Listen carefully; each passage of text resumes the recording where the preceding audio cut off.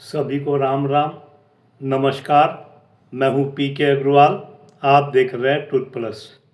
साथ ही आज फिर बात करेंगे ईरान, इजराइल और अमेरिका युद्ध की, जहां पर अभी हाल ही में 4 मार्च को अमेरिका ने ईरान का एक नेवी शिप श्रीलंका के पास टारपीडो से मारकर डुबा दिया है। अब वो शिप वैसे तो विशाखापत्तनम से एक नेवल एक्सरसाइज मिलन के से वापस जा रहा था, और वो किसी तनावग्रस्त क्षेत्र में भी नहीं था, भारत की जल सीमा से भी बाहर था। युद्ध में ऐसी बातें होती रहती हैं, लेकिन जब वो एक्सरसाइज से जा रहा था तो मान सकते हैं कि उसके पास घातक हथियार भी नहीं होंगे, ऐसा माना जा सकता है। लेकिन ये भी सच है कि वो भारत से जा रहा था, उसे अमेरिका ने गिरा दिया। अब इस पर हमारा विपक्ष, जिसे मैं डीप स्टेट का एजेंट कहता हूँ, सोरोस का एजेंट कहता हूँ, अमेरिका का लाभार्थी कहता हूँ, उसने प्रधानमंत्री पर, सरकार पर हमले शुरू कर दिए। उनके हमलों का क्षेत्र केवल प्रधानमंत्री रहते हैं। अमेरिका का नाम तो भूल कर भी नहीं लेते वो। कभी कभी इजराइल के विरुद्ध में बोल जाते हैं, वो अलग बात है। अब यहाँ पर उनकी फ्रीडम ऑफ एक्सप्रेशन की सीमाएं हैं। वो जानते हैं उनकी फ्रीडम ऑफ एक्सप्रेशन की सीमाएं कहाँ तक हैं। वो सीमाएं केवल तभी तक हैं जब तक वो भारत सरकार, प्रधानमंत्री नरेंद्र मोदी के खिलाफ बोल रहे हैं। अब ईरानी नेवी शिप अमेरिका ने गिराया है, अमेरिका ने डुबाया है, वो अमेरिका के खिलाफ एक शब्द भी नहीं बोलेंगे, क्योंकि वो उनके फ्रीडम ऑफ एक्सप्रेशन की सीमा से बाहर है। अमेरिका की खिलाफ एक शब्द से कुछ ज़्यादा बोलना, सीमा से ज़्यादा बोलना, उन्हें परेशानी में डाल सकता है। वो जानते हैं अमेरिका के खिलाफ ज़्यादा बोलने का मतलब है उन्हें भविष्य में वीज़ा मिलने में दिक्कतें आ जाए। ये मैं कई बार पहले ही बता चुका हूँ, वीज़ा भी एक समस्या होती है। भारत का विरोध करने में ऐसी कोई समस्या नहीं है। अब यहाँ तक तो ठीक है। वैसे तो वो चाहते हैं भारत इस युद्ध में लपेटे में आ जाए। वो तो इससे भी खुश है कि भारत की तेल की आपूर्ति बाधित हो जाए, भारत में तेल महंगा हो जाए, जिससे मोदी के खिलाफ माहौल बनाने में सहूलियत हो। ऐसा वो चाहते हैं। ऑपरेशन सिंदूर से ही परेशान है वो, जो कि 4 दिन में निपटा दिया गया था। लंबा चलता तो भारत में थोड़ी तबाही होती, वो तबाही होती तो मोदी के खिलाफ माहौल बनाने का समय मिलता। वो अवसर उन्हें नहीं मिला, वो परेशान है बेचारे। अब शिप गिरा दिया।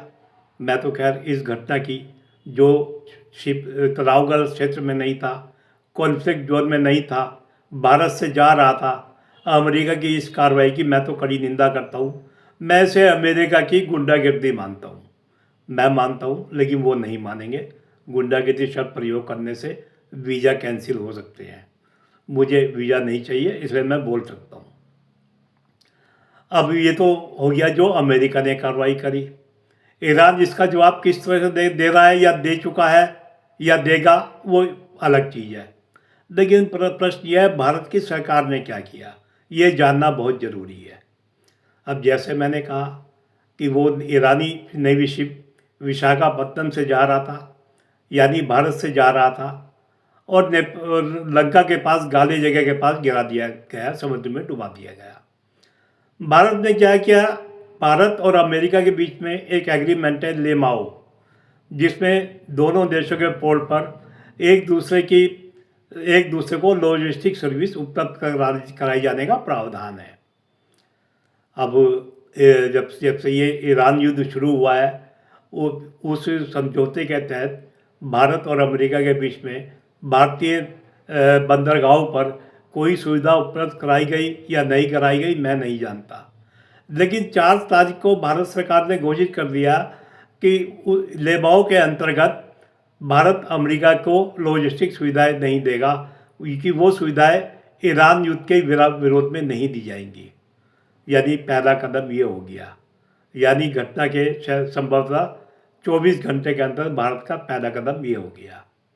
अब दूसरा कदम क्या हुआ, भारत के विदेश सचिव विक्रम मिस्री वो ईरानी दूतावास गए। खुमैनी जो ईरान के सर्वोच्च नेता थे, जिनकी 28 तारीख को ऑपरेशन शुरू होने के एक दिन बाद मृत्यु हो गई थी या मारे गए थे, जिस पर भारत सरकार ने 3-4 दिन से किसी भी तरह की कोई शोक संवेदना नहीं दी थी, इसका कारण ये माना जा रहा था कि खोमनई साहब की सोशल मीडिया पोस्ट और बयान लगातार मोदी सरकार के खिलाफ थे। तो भारत सरकार ने उनकी मृत्यु पर कोई दुख नहीं जताया था।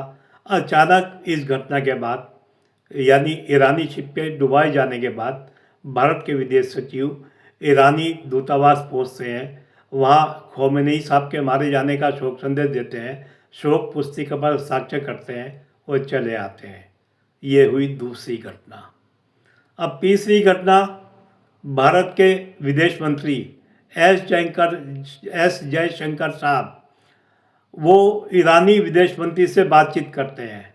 उनकी बातचीत का कोई ब्यौरा तो पब्लिक नहीं किया गया है, लेकिन संभावना है उन्होंने भी ईरान के सर्वोच्च धार्मिक नेता खोमेनी साहब की मृत्यु पर शोक जताया होगा, ऐसा मान सकते हैं। यानी अमेरिका की एक कार्रवाई ने भारत को 3 जवाब देने को मजबूर कर दिया। ये तो एक पक्ष हुआ। अब प्रश्न ये भी है कि उस ईरानी शिप को मारने का आदेश किसने दिया होगा? वो शिप तो कोई युद्धग्रस्त क्षेत्र में नहीं था, भारत से जा रहा था। क्या किसी अमेरिकी कमांडर की इतनी हिम्मत होगी कि वो उसे टारपीडो मारकर डुबा दे? ये मेरा व्यक्तिगत मानना है। ये अनुमति अमेरिकी राष्ट्रपति ट्रम्प ने दी होगी। हालांकि ये चीज़ें पब्लिक में नहीं आती, हो सकता है कभी डॉक्यूमेंट डिक्लासिफाइड हो तब ये सामने आ जाए। तो मेरा अपना अनुमान है ये अनुमति ट्रम्प साहब ने दी होगी, जिसे भारत ने गंभीरता से लिया और उसके जवाब में 3 कार्रवाई जैसे मैंने बताई वो कर दी। अब यहाँ पे एक बात और भी है, क्या अमेरिका की ये कार्रवाई इजराइल को पसंद आई होगी? इस युद्ध में भारत पर आरोप लगातार लगा रहा था विपक्ष या और इजराइल विरोधी वर्ग कि भारत इजराइल के साथ है। हालांकि भारत तटस्थ भूमिका में था, वो ईरान द्वारा अरब देशों में किए गए हमलों पर भी दुख जता रहा था। बाकी इससे ज़्यादा भारत कोई भूमिका निभा नहीं रहा था। लेकिन अमेरिका की इस कार्रवाई ने भारत को ईरान के नज़दीक कर दिया। 3 घटनाएं मैंने बताई। एक तो अमेरिका के साथ लॉजिस्टिक का वो के लिए स्पष्ट कर दिया कि युद्ध में उसका लाभ नहीं मिलेगा, और विदेश सचिव ईरानी दूतावास गए, विदेश मंत्री ने ईरानी विदेश मंत्री से बात की। यानी इन घटनाओं ने ये बता दिया कि भारत ईरान के करीब चला गया है अमेरिका के विरोध में। भारत ने स्पष्ट संदेश दे दिया, इस युद्ध में हम अमेरिका के साथ नहीं है। अब हो सकता है अमेरिका के खिलाफ है या नहीं, वो अलग चीज़ है, अमेरिका के साथ नहीं है। ये बात इजराइल के लिए ज़रूर चिंता करने वाली बात होगी। जो भारत अभी तक तटस्थ भूमिका में था, यहाँ तक कि अरब देशों पर ईरान के हमलों का भी शोक जता रहा था, वो अचानक से ईरान के नज़दीक चला गया। तो इजराइल क्या ऐसा चाहेगा? मुझे नहीं लगता इजराइल चाहेगा अमेरिका ऐसी कोई हरकत करे, दोबारा से भारत को ईरान के नज़दीक जाने का अवसर मिले। ये अमेरिका को सोचना होगा। अमेरिका की एक कार्रवाई इस जो युद्ध में, इस युद्ध में उसकी स्थिति खराब करने वाली बन सकती है। भारत का अमेरिका के खिलाफ रुख लेना या ईरान के साथ खड़े होना, ये अमेरिका के लिए भी चिंता की बात होनी चाहिए। भारत यदि सक्रिय भूमिका में नहीं है, ना मैं उम्मीद करता हूँ आएगा, लेकिन युद्ध में नैतिक समर्थन एक मायने रखता है। जो नैतिक समर्थन इजराइल के साथ था, अरब देशों के साथ था, वो अमेरिका के खिलाफ पहुंच गया है। मैं भी ईरान की इजराइल को नेस्तनाबूद करने की नीति का समर्थन नहीं करता। यहाँ पर मेरी सहानुभूति इजराइल के साथ है थोड़ी सी। इजराइल अपने अस्तित्व की लड़ाई लड़ रहा है उसे, और मैंने पहले भी कहा है, इजराइल को और यहूदियों का भी इस ज़मीन पर, भारत दुनिया पर उतना ही अधिकार है जितना मेरा, आपका या किसी और का है। तो यहाँ मैं भी इजराइल का समर्थन करता हूँ। मैं भारत सरकार की इस नीति से सहमत हूँ, लेकिन अमेरिकी हमले की भी कड़ी निंदा करता हूँ। जो भारत सरकार ने बोला नहीं, चुपचाप शांति से बता दिया है। हो सकता है अमेरिका यदि आगे कोई ऐसी हरकत करेगा तो अगली बार प्रधानमंत्री भी सामने आ जाए और वो भी कोई ऐसा बयान दे दे जो अमेरिका के खिलाफ हो और जाने अनजाने इजराइल को भी पसंद ना आए। तो अमेरिका को भी अब सोचना होगा कि उसे ऐसी हरकत ना करे। भारत की चुप्पी का मतलब अमेरिका का समर्थन नहीं है। और अमेरिका अगर भारत को इस तरह की हरकत कर युद्ध में लपेटना चाहता है, जैसे कि भारत का लिबरल लपेटना चाहता है, तो भाई कम से कम उकसाने की कार्रवाई में ये सरकार तो नहीं आने वाली। मैं तो मोदी सरकार पर पूरा यकीन रखता हूँ। ये भारत के राष्ट्रहित और सुरक्षा के साथ कोई समझौता नहीं करेगी और किसी भी कीमत पर ये हमारी सुरक्षा भी करेगी और राष्ट्रीय हितों की रक्षा भी करेगी, ऐसी मैं आशा करता हूँ। मुझे इस सरकार पर पूरा भरोसा है, मुझे प्रधानमंत्री मोदी पर पूरा भरोसा है। तो वीडियो पसंद आए तो वीडियो को लाइक करें, शेयर करें, चैनल को सब्सक्राइब करें। फिर मिलते हैं अगले वीडियो में। धन्यवाद।